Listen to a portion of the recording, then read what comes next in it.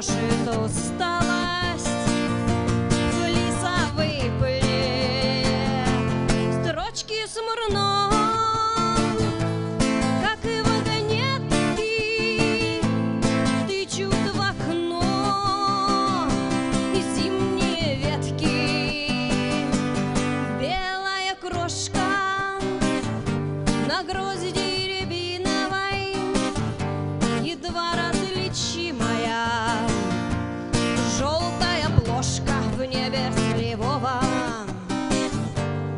у горизонта линия фронта, прошлое в новом, но далеко.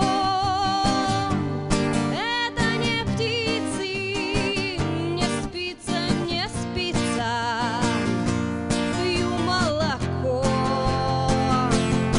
Узкая щель сквозь занавески